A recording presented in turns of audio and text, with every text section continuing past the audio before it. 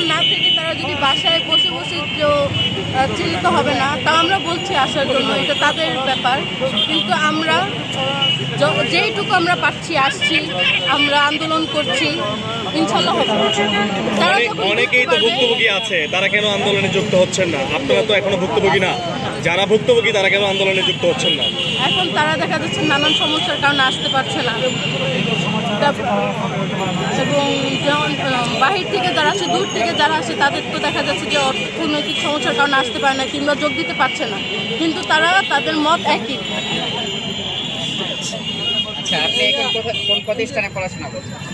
মির্জা আব্বাস মহিলা degree college. আচ্ছা, প্রিয় সহযোদ্ধা, ৩৫ প্রত্যাশী ও ক্ষেত্রবিশেষ উন্মুক্ত সকলের উদ্দেশ্যে আজকের আমাদের মশাল মিছিলের একটি বার্তা ছিল যে চাকরিতে আবেদনের বয়সসীমা ন্যূনতম ৩৫ এবং ক্ষেত্রবিশেষে উন্মুক্ত করার লক্ষ্যে আজকে আমাদের এই মশাল মিছিল। এবং বিশেষ করে আমরা যে বিষয়টি সরকারকে জানান দিতে চাই সেটা হচ্ছে ৩২কে আমরা গত প্রোগ্রামে লাল কার্ড দেখিয়েছি, আজকেও তারই ধারাবাহিকতায় আমরা ৩২কে প্রত্যাখ্যান করেছি। এবং আজকের কর্মসূচি হচ্ছে আমাদের আগামী ২১শে ডিসেম্বরের কর্মসূচির একটা ফলস্বরূপ। আপনারা জানেন আমরা দীর্ঘদিন যাবৎ চাকরিতে আবেদনের বয়সসীমা ৩৫ করার লক্ষ্যে এবং শর্ত সাপেক্ষে উন্মুক্ত করার লক্ষ্যে আমরা শান্তিপূর্ণ অবস্থান এবং কর্মসূচিগুলো পালন করে আসছি। আমরা সরকারকে বারবার জানান দিতে চেয়েছি যে আমরা ৩২ আমরা চাই না, এটা কার স্বার্থে দেওয়া হয়েছে আমরা সেটা জানি না। ছাত্র সমাজ তো ৩২ চাইনি, আমরা চেয়েছি ন্যূনতম ৩৫ এবং শর্ত সাপেক্ষে অর্থাৎ ক্ষেত্র বিশেষে উন্মুক্ত।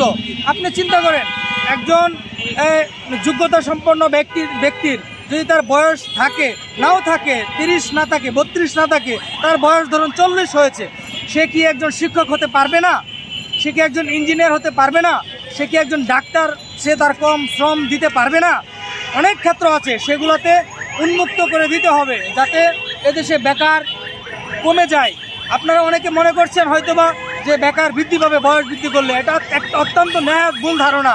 আজকে যখন চাকরিতে আবেদনের বয়সসীমা উন্মুক্ত করে দেওয়া হবে, একজন ছাত্র সে লেখাপড়া শেষ করে সে চাকরির পিছনে শুধু দৌড়াবে না, সে একজন উদ্যোক্তা হতে চাইবে। উদ্যোক্তা হতে চেয়ে সে যদি উদ্যোক্তা নাও হতে পারে, সে তার বয়স যখন ৪০ হয়ে যাবে তারপরেও সে কিন্তু এখানে এসে তার মেধা যোগ্যতার বলে সে অ্যাপ্লাই করে সে কিন্তু সরকারি চাকরিও নিতে পারবে, ইচ্ছে করলে আপনি বেসরকারি খাতেও সে যেতে পারবে। কিন্তু অতীব দুঃখের বিষয়, আপনারা দেখেন সরকারি চাকরিতে আজকে ৩০ আর এই বর্তমান প্রজ্ঞাপনে ৩২ হওয়ার কারণে বেসরকারি খাতেও আপনার ৩২-এর বেশি লোক নিচ্ছে না, সেখানেও নিয়োগ হচ্ছে না। যার কারণে অত্যন্ত দুঃখের সাথে জানাতে হচ্ছে যে এদেশের উচ্চশিক্ষিত ছাত্র সমাজ আরও বড় বাধার মুখে পড়বে এবং তারা ৩২-এ চাকরি পাবে না। কিভাবে ৩২ হলে একটা ছাত্র বেসরকারি খাতে এসে নিয়োগ পাবে? আপনার বয়স আরেকটু বেশি হলে এই সরকারের পাশাপাশি তারা বেসরকারি খাতে ঢুকতে পারছে না, সুতরাং সেখানে তো বেকার আরও বেশি বৃদ্ধি পাবে। সুতরাং এইসব ভুল সিদ্ধান্ত থেকে এই সরকারকে সরে আসতে হবে এবং ছাত্র সমাজের ন্যায্য দাবি অবশ্যই মেনে নিতে হবে। অন্যথায় আগামী ২১শে ডিসেম্বর আমরা জানিয়ে দিতে চাই, দেখিয়ে দিব এই ছাত্র সমাজ কি পারে। আমরা সারা বাংলাদেশের ছাত্র সমাজকে নিয়ে আমরা আবারও একত্রিত হব এবং সরকারকে আমরা জানান দিব যে আমরা অবশ্যই ন্যূনতম ৩৫ চাই এবং শর্ত সাপেক্ষে অথবা উন্মুক্ত চাই। আমরা চাই সবাইকে ধন্যবাদ। ২১শে ডিসেম্বর যেন প্রোগ্রাম ডাক দিচ্ছেন, এখানে কেমন লোক উপস্থিতি কামনা করছেন? ২১শে ডিসেম্বর আমাদের কর্মসূচি আমরা ইতিমধ্যে ৬৪ জেলার আমাদের যারা প্রতিনিধি আছে তাদের সাথে আমরা কথা বলতে শুরু করেছি এবং বিভিন্ন জায়গায় আমরা কমিটি করে দিচ্ছি। তারা আরও সংগঠিত হয়ে আমরা চাইব ২১শে ডিসেম্বর আমরা মহা জমায়েত করতে, অর্থাৎ মহা সমাবেশের ডাক দিয়েছি। সেখানে অবশ্যই আমাদের হাজার ছাত্রছাত্রী সারা বাংলাদেশ থেকে ঢাকামুখী হবে বলে আমরা বিশ্বাস করি, প্রত্যাশা করি। ধন্যবাদ। সংগ্রামী ভাই বোন বন্ধুগণ, আপনারা দেখলেন যে আজকে আমরা ৩৫-এর মশাল মিছিল করেছি। এর আগে ৩৫-কে আমরা ঘৃণাভাবে প্রত্যাখ্যান করেছি লাল কার্ড দেখিয়ে। আমরা সেই লাল কার্ড দেখিয়ে প্রত্যাখ্যান করিয়ে ক্ষান্ত হয়নি। আজকে দেখলেন যে এই যারা 35 প্রত্যাশী তারা কিন্তু 35 জন্য 32কে জ্বালিয়ে পুড়িয়ে দিয়েছে। আমরা এভাবে তীব্র নিন্দা জানাই। বাংলার বুকে অবশ্যই 35 ছাড়া কোনো শব্দ হবে না এবং বিশেষে উন্মুক্ত করতে হবে। আপনারা জানেন এবং 37 মেয়েদের ক্ষেত্রে আমরা জানি, আমরা যদি ধর্মীয় দৃষ্টিকোণ থেকে তাকাই তাহলে আমরা দেখতে পাবো যে আমাদের নবী হযরত মুহাম্মদ সাল্লাল্লাহু আলাইহি ওয়াসাল্লাম আমাদের প্রফেট, উনি কিন্তু 40 বছর বয়সে গিয়ে নবুয়ত কেন পেয়েছেন? যে উনি 30-এ পেতে পারতেন অথবা 50-এ পেতে পারতেন বা 60-এ পেতে পারতেন, কিন্তু কেন পাননি? আমরা জানি যে এটার অনেক ব্যাখ্যা রয়েছে। ধর্মীয় এবং সায়েন্টিফিক ব্যাখ্যা হলো যে একটা মানুষ 30 পার হওয়ার পরে তার ম্যাচুরিটি আসে বা 40-এ তার উপযুক্ত একদম পারফেক্ট বয়স। তো একজন মানুষ যখন 40 অথবা 35, সর্বনিম্ন 35-এর পরে 40-এর উপযুক্ত বয়স হয়, সেখানে একটা মানুষকে সুযোগ থেকে বঞ্চিত করা হচ্ছে দেশের কারণে। আমরা চাই যে ক্ষেত্র বিশেষে অবশ্যই উন্মুক্ত থাকা দরকার এবং আমরা জানি যে সর্বনিম্ন 35, কোথাও 40 এবং উন্মুক্ত থাকলে ভালো হয়। আপনারা জানেন যে বিশ্বের উন্নত দেশে দক্ষতা, যোগ্যতা, মেধা এবং ফিটনেসের ভিত্তিতে চাকরি হয়ে থাকে। ইউকে, রাশিয়া, দক্ষিণ কোরিয়া, হংকং, যেখানে আপনার যোগ্যতা থাকলে মৃত্যুর আগের দিন পর্যন্ত আপনি জব করতে পারবেন। তাহলে আমাদের দেশে কেন নয়? আপনারা দেখবেন আমাদের দেশে একটা ভালো একটা এক্সাম্পল রয়েছে। আমরা যদি বার কাউন্সিলের দিকে তাকাই আমরা দেখব যে সেখানে আমার দাদার যদি ল পাস করেন, সেখানে তিনি রিটেন ভাইবা দিয়ে দাদা অ্যাডভোকেট হতে পারবেন। ওখানে কোনো বয়সের সীমা নেই। আমার বাবার যদি যোগ্যতা থাকে, আমার বাবা ল পাস করে, আমার বাবা অ্যাডভোকেট হতে পারবেন। আমার যোগ্যতা যদি না থাকে তাহলে আমি অ্যাডভোকেট হব না, আমিও পরীক্ষা দিতে পারি। বাবা, নাতি এবং দাদা সবাই দিতে পারবে। যার যোগ্যতা যেখানে সে অ্যাডভোকেট হতে পারবে। ওখানে যোগ্যতা এই কারণেই লার্নেড বা দক্ষ বলা হয়, বিজ্ঞ আইনজীবী বলা হয়, কারণ এখানে মেধার মূল্যায়ন হয় বা যোগ্যতা দক্ষতার মূল্যায়ন করা হয়। তাহলে কেন এটা দিতে পারবে না বা পিএইচডিতে পারবে না? আমি চাই অনতি বিলম্বে চাকরিতে প্রবেশের বয়স সীমা 35 ক্ষেত্র বিশেষে উন্মুক্ত এবং মেয়েদের জন্য 37 করা হোক। এবং সেই সঙ্গে বলতেছে আপনারা ঘরে বসে থাকবেন না, আগামী 21শে ডিসেম্বর আপনারা অবশ্যই চলে আসবেন। 21শে ডিসেম্বর কেমন জমায়েত হবে আপনি আশা করেন? কেমন, কতটুকু লোক হবে? সর্বকালের সর্বশ্রেষ্ঠ জামায়াত হবে এই ঢাকা শহরে। এই আজকে যে জোয়ার তৈরি হয়েছে এটা গণবিস্ফোরণে পরিণত হবে। আমরা সেই অপেক্ষায় আছি 35 বাস্তবায়ন করে ঘরে ফিরবো। আপনি বলেন। ভাই আসসালামু আলাইকুম। আজকে দেখছেন আমাদের মশাল মিছিলের মাধ্যমে আমরা আমাদের এই 35 বছর যে চাকরির যৌক্তিক দাবি সেটা সেই জন্য আমরা আন্দোলনে ছিলাম এবং আমাদের লাস্ট কথা ছিল এটাই যে আমি সরকার কাছে একটাই প্রশ্ন, 30 বছর বয়স লাগে গ্রাজুয়েশন কমপ্লিট হতে, 2 বছর কি যথেষ্ট সময় একটা চাকরি পাওয়ার জন্য? আমি এটাই প্রশ্ন সরকারের কাছে ছুঁয়ে দিতে চাই যে তাদের কাছে আমি এই প্রশ্ন ছুঁয়ে দিতে চাই 2 বছর যথেষ্ট নয়। 2 বছর যথেষ্ট নয় একটা চাকরি পাওয়ার জন্য। এত বছর গ্রাজুয়েশন পড়াশোনা করা এটা কি বৃথা যাবে? এবং এই অপরচুনিটি না থাকার কারণে দেখা যাচ্ছে অনেক গ্রাজুয়েশন করা কমপ্লিট ছেলেরা তারা বিদেশ চলে যাচ্ছে, যে তাদের মেধাগুলো বিদেশে পাচার হয়ে যাচ্ছে। এই মেধা পাচার বন্ধ করে রাখার জন্য আমরা উন্নত দেশগুলোতে যেমন বয়স সীমা উন্মুক্ত, তাই আমাদের দেশে আমি এইটা চাই, তাহলে আমাদের দেশগুলো ইনশাল্লাহ আগামীতে অনেক উন্নত একটি শক্তিশালী সম্মত দেশ হতে পারবে। আন্দোলনটা শুরু করেছিলাম 2012 সালের 29শে ফেব্রুয়ারি। দীর্ঘ 1 যুগ ধরে আন্দোলনটি চলছে। 16 সালে যখন গত গভর্নমেন্ট 32 ঘোষণা করেছিল, যদিও দেয়নি, এটা প্রহসন ছিল, আমরা তখনই প্রত্যাখ্যান করেছিলাম। আজ 24 সালে এসে যদি তারা 32 দেয়, এটা হাস্যকর। এটা অনেকেই প্রত্যাখ্যান করেছে এবং প্রত্যাখ্যান করে আরও 3 থেকে 4টা আন্দোলন আমরা করেছি এবং 21 তারিখে আমরা শাহবাগে মহাসমাবেশ ঘোষণা করেছি। এটি কিন্তু তারা যে পড়ার টেবিলে বসে গেছে এমনটা কিন্তু নয়, এটা আমি নিতে পারছি না। আর সবচেয়ে বড় কথা দেখুন, সারা বিশ্বে মেধা, যোগ্যতা, দক্ষতা, অভিজ্ঞতা এবং ফিটনেসের ভিত্তিতে চাকরিতে প্রবেশের বয়স অবারিত। একমাত্র আমাদের এই কান্ট্রি, আমাদের যখন প্রশ্ন করা হলো তোমরা কি একাই চাচ্ছ এই বাংলাদেশে, আমরা তখন বলেছিলাম আমরা আমাদের সাবকন্টিনেন্টে দেখেছি শ্রীলঙ্কা 45, ভারত প্রদেশ হয় শাসিত, বিভিন্ন প্রদেশ তারা 45 পর্যন্ত চাকরিতে প্রবেশের বয়স তারা রেখে দিয়েছে।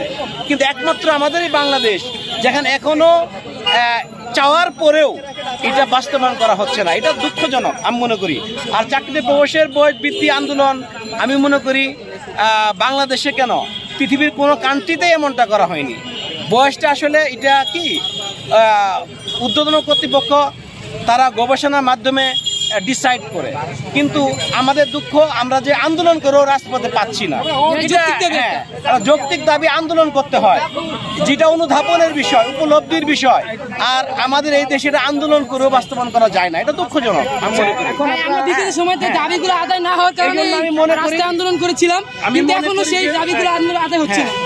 আমি মনে করি যে দেখুন, 80 লক্ষ উচ্চ শিক্ষিত বেকার, এরা কর্মহীনতার মৃত্যু যন্ত্রণা এরা ছটফট করছে। গত গভর্নমেন্ট তাদের হাতে কর্ম তুলে দিতে পারে নাই। সারা বাংলাদেশে ব্যাঙের ছাতার মতো ইউনিভার্সিটি খুব দ্রুত তারা অনার্স মাস্টার্স কমপ্লিট করতে পারে, এবং অদক্ষ বেকার উৎপাদন তৈরির কারখানা সারা বাংলাদেশে। আর এই কারখানা আমি জানি না কবে বন্ধ হবে, কিন্তু অদক্ষ বেকার উৎপাদন হয়ে যাচ্ছে। এই বেকাররা জমে জমে 80 লাখ, কিন্তু কর্মক্ষেত্র তৈরি হয়নি। আগামী দিনের কর্মসূচি হচ্ছে, দেখুন আসলে আমরা তো কর্মসূচি পালন করছি 12 বছর থেকে। 12 বছরের পরে 32 পেয়েছি, কিন্তু আমার বিক্ষুব্ধ। এবং 21 তারিখে সারা বাংলাদেশের যে ছাত্র সমাজ, বেকার সম্প্রদায়, চাকরি প্রত্যাশী এবং বয়স বৃদ্ধি প্রত্যাশী, তাদের উদ্দেশ্যে আমরা আহ্বান জানিয়েছি যে 21 তারিখে আমরা সর্বাত্মকভাবে এবং ক্রিয়াশীল সকল ছাত্র সংগঠন, রাজনৈতিক ছাত্র সংগঠনকে আমরা ইনভাইট করেছি, এবং ইনভাইটের মাধ্যমে আমরা একটা সর্বাত্মক আন্দোলনের ডাক দিয়েছি। এবং আশা করি সেই আন্দোলনের মাধ্যমে আমরা একটা গভর্নমেন্টকে মেসেজ দিতে পারবো যে কী পরিমাণ ছাত্ররা বা 35 প্রার্থীরা আমরা রাজপথ থেকে এই দাবিটা চাই। আমরা জানি লক্ষ কোটি ছাত্র সমাজের দাবি, কিন্তু তারা কিন্তু রাজপথে আসে না। 21 তারিখে ইনশাআল্লাহ তারা রাজপথে এসে দেখিয়ে দিবে যে আমরা 21 তারিখের সমাবেশে কেমন লোক হবে বলে। হ্যাঁ, 21 তারিখের সমাবেশের জন্যই আমরা 8-10 হাজারের মতো একটা সমাবেশ করার জন্য প্ল্যান নিচ্ছি। হ্যাঁ, সবচেয়ে বেশি হবে, কারণ তারা বিক্ষুব্ধ। আমরা অলরেডি সারা বাংলাদেশের প্রত্যেক জেলা থেকে মেসেজ পাচ্ছি যে আমরা শেষবারের মতো হলেও এবার আসবো, এরকম মেসেজই আমরা পাচ্ছি। আশা করি 21 তারিখে আমরা আমাদের কথার দাবি বাস্তবায়ন হবে কিনা জানি না, কিন্তু কত জনের দাবি আমরা 21 তারিখে দেখিয়ে দিব। একটু বলেন যে বিগত সময় আমাদের যে কর্মসূচি ছিল, সেই কর্মসূচি যে এবার সামনে যে কর্মসূচি সবচেয়ে বেশি জনবল, আমরা সবচেয়ে বড় সমাবেশ হবে আগামী 21 তারিখে 21 ডিসেম্বর। তো কি বললেন বলবেন আর কি, বিগত সময় আমরা যে সভা সমাবেশ করেছি, আসলে আপনারা জানেন যে দীর্ঘ 12 বছরের আন্দোলন, দীর্ঘ 12 বছর আমরা দেশব্যাপী আন্দোলন করেছি, 64 জেলায় মানববন্ধন করেছি, আপনারা জেনেছেন। কিন্তু এবার আমাদের ব্যতিক্রম ধর্মী কর্মসূচি। এবার আমাদের সাথে আসতেছে ক্রিয়াশীল সকল ছাত্র সংগঠন এবং 35 প্রত্যাশীরা, জেলা থানা থেকে শুরু করে আমরা যে কমিটি দিয়েছি, সেই কমিটির সবাই আসবে। সে মতো আমরা বলতেই পারি যে কথা থেকে আমাদের একটা মানে গণবিস্ফোরণ ঘটবে ঢাকায়।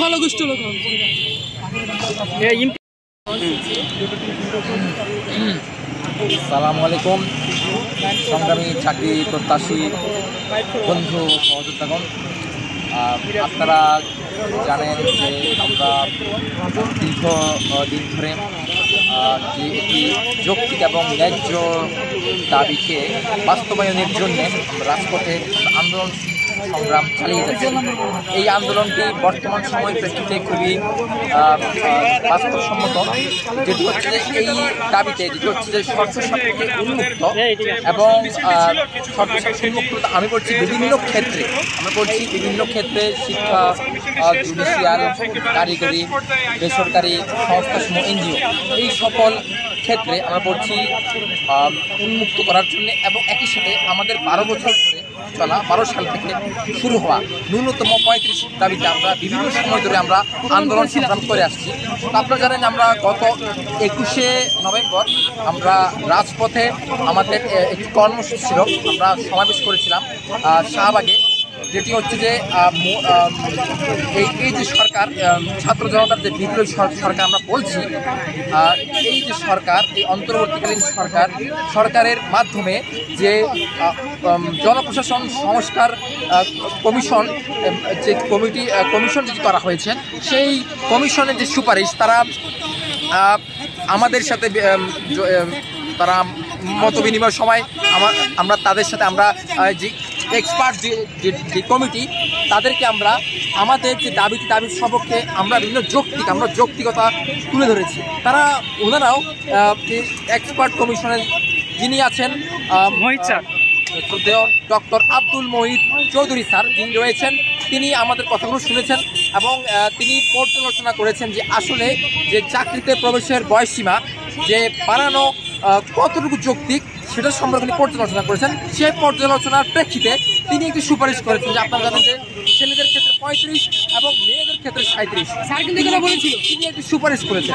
সেই সুপারিশটি উনি করার সত্ত্বেও আপনারা জানেন পরবর্তীতে এই অন্তর্বর্তীকালীন সরকারের একটা উপদেষ্টা মহোদয় আপনারা জানেন উনি প্রেস থেকে বলেছেন, পরিবেশ বন জলবায়ু উপদেষ্টা যিনি বর্তমানে উনি বলেছেন যে তারা পর্যালোচনা করছেন, সুপারিশটা হয়েছে পর্যালোচনা করছেন।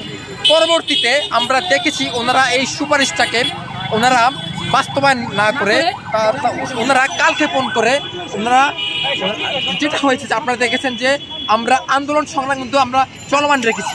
তার মধ্যে দিয়ে যেটি হয়েছে যে আপনারা জানেন যে সুপারিশটি করেছে মহিদ চৌধুরী স্যার, সেই সুপারিশটাকে আমলে না নিয়ে অগ্রাহ্য করে এই সরকার আমি যদি বলি আমাদের যে ছাত্র জনতার এই সরকার তো আমাদেরই সরকার।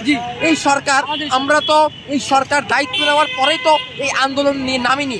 এটা তো নতুন কোনো আন্দোলন নয়, 12 বছরের একটি পুরনো আন্দোলন, এটি জনপ্রিয়। মানে 12 বছর ধরে আমি জানি না এই একটি আন্দোলন বাংলাদেশে আর কোনো আন্দোলন মানে এরকম জনপ্রিয় আন্দোলন মানে এত দীর্ঘ সময় ধরে হয়েছে কিনা আমার জানা নেই। তো সেই দিক থেকে এই যে সরকার তারা যে 32-এর যে সিদ্ধান্ত নিয়েছে, 32-এর সিদ্ধান্ত নিয়ে যেটি হয়েছে যে এই সরকারের প্রধান উপদেষ্টা উনি বলতে চেয়েছেন, উনি বলার চেষ্টা করেছেন যে আমরা কোনো একটি গোষ্ঠী আমি জানি না কারা যে বলছে যে ছাত্রছাত্রীরা তারা 32-এর জন্য সুপারিশ করেছেন, তারা 32-এর দাবি করেছেন, সেই প্রেক্ষিতে তিনি 32 করেছেন।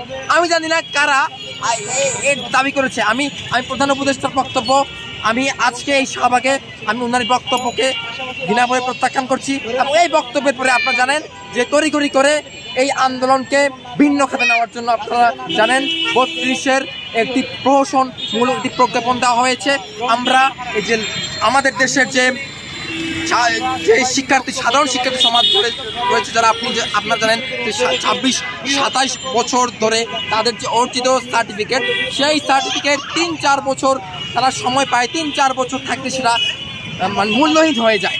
তো এটা একটি মানে স্বাধীন সার্বভৌম রাষ্ট্র যদি বলা হয় তাহলে এটা কোনোভাবেই গ্রহণযোগ্য নয়। আমি এই 24-এর এই যে সরকার এসেছে এই বিপ্লবে, এই ছাত্র জনতার বিপ্লবে আমরা যারা এই আন্দোলনে আমরা নেতৃত্ব দিচ্ছি, আমরা সম্মুখ সারিতে আছি, আমরা এই আন্দোলনে যে কোটার আন্দোলনটা হয়েছে আমরা এই আন্দোলনে আমরা প্রত্যক্ষ এবং পরোক্ষ 21শে ডিসেম্বর মহাসমাবেশে ডাক দিচ্ছে, এই প্রোগ্রামে লোক সম্পর্কে বলা হয়েছে, এটি কার উদ্দেশ্যে কি কারণে দেওয়া হয়েছে এটা আমরা জানি না।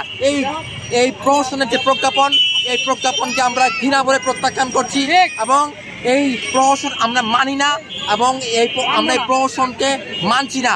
এই যে লাখো কোটি বেকার আমরা বলছি যারা চাকরি পাচ্ছে না, অনেকে চাকরি পাচ্ছে না, সরকারি চাকরি পাচ্ছে না, বেসরকারি চাকরি পাচ্ছে না, বেসরকারি চাকরি না পেয়ে তারা উদ্যোক্তা হতে পারছে না, শেষমেশ তারা হতাশায় নিমজ্জিত হয়ে তারা আত্মহত্যার পথ বেছে নিচ্ছে। আমি সরকারকে তারা চাকরি পাচ্ছে না, তাহলে এই ব্যর্থতা তাদের কেন হবে? একজন শিক্ষার্থী 26-27 বছর তার সার্টিফিকেট মূল্যহীন হয়ে যাচ্ছে, তাহলে সেখানে তার 7 থেকে 8 থেকে 10 বছর সময় পাওয়ার কথা, সেই সময়টি সে পাচ্ছে না। তাহলে এই ব্যর্থতা কার? এই ব্যর্থতা হচ্ছে রাষ্ট্রের। রাষ্ট্রকে এই ব্যর্থতার দায় নিতে হবে। ঠিক তো যদি হচ্ছে বন্ধুগণ আমরা এই দাবিতে আমাদের আন্দোলন চলমান আছে। আমরা সরকারকে পরিষ্কার ভাষায় বলতে চাই 32-এর প্রেক্ষিতে আপনারা যে প্রজ্ঞাপনটি দিয়েছেন সেই প্রজ্ঞাপনকে আমরা ঘৃণাভরে প্রত্যাখ্যান করছি।